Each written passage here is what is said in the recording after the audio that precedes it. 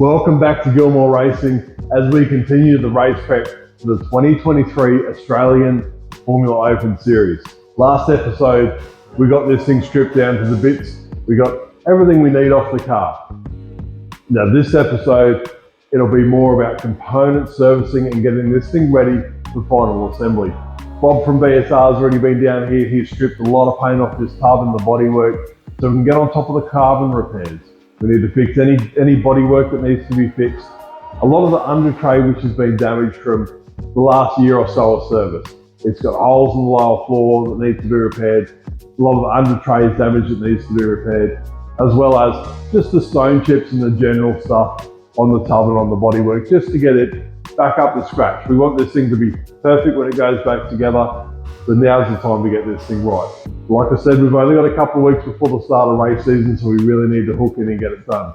We've got a new engine going in, the rear of the car needs to be serviced, we need to service the suspension arms, wheel bearings. We've got a whole lot of work to do. After a whole lot of cleaning and inspecting, we think we've found all the carbon repairs that need to be done. And a lot like this rear diffuser, none of it's actually structural, it's just where the components cop a hit in a weird spot and it's damaged the material. Because these are as light as they can be, parts that don't need to be structural, they certainly aren't, so they're damaged quite easily. A lot of these repairs, quite simply, is grinding out the damaged material and relaying some carbon in there just to give it its shape and its strength to prevent any further damage or it cracking it somewhere else. This has got some damage down here, which is probably from the same impact. But this rear diffuser had a major repair on that side midway through last year as it copped a substantial impact, and the repair is holding up really well. So we'll get in now, we'll grind these up and we'll get them all ready to be laid. Chris has been really busy on the rear of the car getting it ready for final assembly. And there's so many individual components in the rear of the car that need to be serviced. He's gone through, worked on the suspension arms, got them inspected, cleaned up. Spherical bearings have been cleaned, re-lubricated, and a thorough inspection on all moving parts. The calipers have been checked, inspected. The brakes are okay this time around, we'll leave these discs on it. The axles are okay, we know how many kilometres on the axles and they're within their service life. But we've needed to change the CVs as a complete assembly. These get pulled apart and inspected during the year, they get cleaned and they get re-lubricated, but these are worn out. And one of the telltales for us when they're worn out is the wheels will start to come loose. We've been around long enough, we know what we're looking at. So these have been replaced, we've got genuine Dallara parts to go in there. Also in the front of the gearbox, the throw-up bearing assembly, the slave cylinder, we've got catch cans, oil tanks, everything really is in the gearbox and the bell housing itself. So a massive amount of work goes into just this section of car to get it ready for assembly. There is a massive amount of load on the front suspension, so obviously this is one of those places that we pay particular attention. Not only do we have the brake, but we've got the wheel bearing and the hub assembly.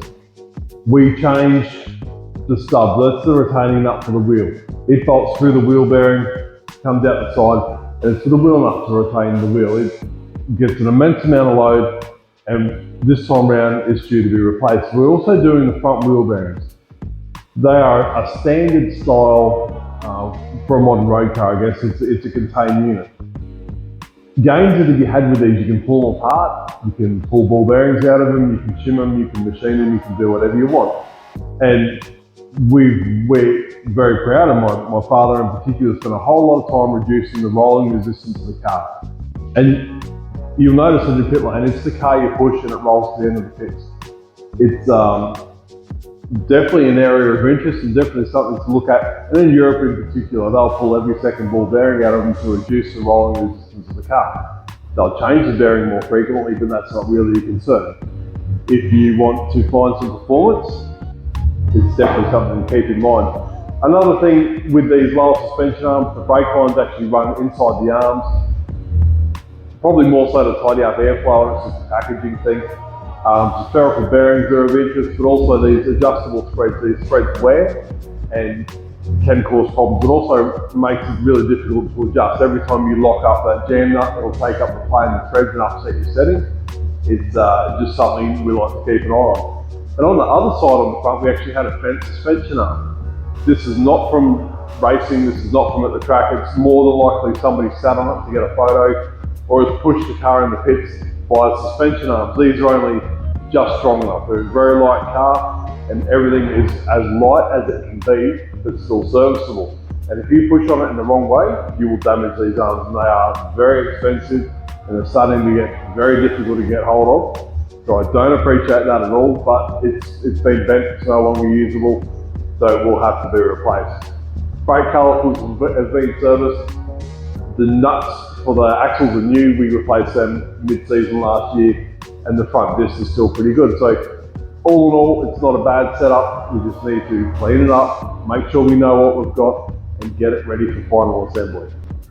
The engine side of things isn't such a big deal. It's a simple matter of out with the old and in with the new. There's very little components we'll need to swap engine, and I'm hoping when I get the cover off this box that everything's in there that we hope's in there.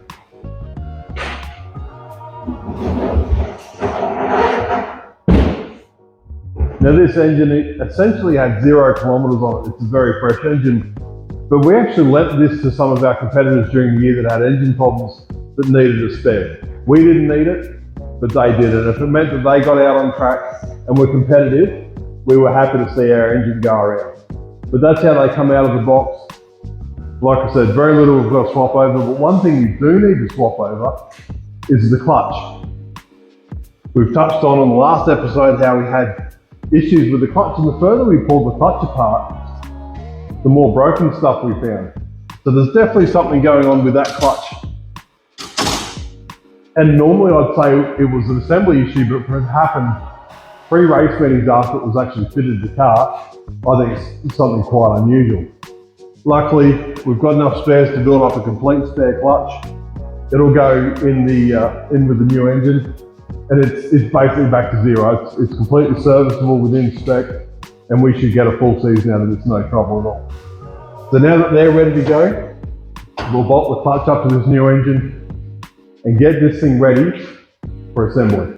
We're now at that stage where it's not only a whole bunch of parts and boxes of parts and stuff everywhere, but it's time to put this thing together.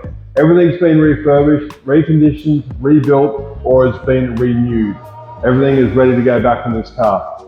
Radiators, gears, the electronics, the starter motor, everything's been serviced, inspected, and should be ready to go. So now comes the task of putting all these parts back on this race car.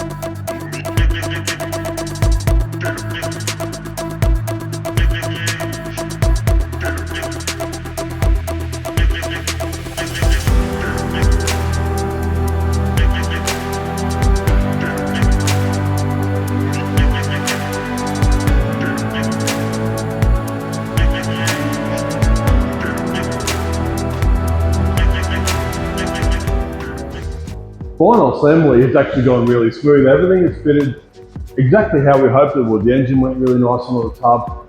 The gearbox assembly went really well onto the engine, and we've been able to check the clutch, and it works really well, so happy days.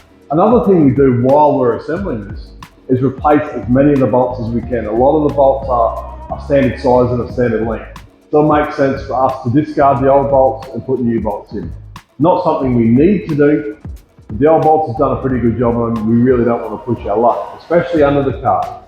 These bolts go directly into the tub, and if we get any corrosion on that back side of them, it will damage the tub as they unscrew. So paying particular attention to the bolts, replacing as many as we can and using the necessary Loctites or never sees as required.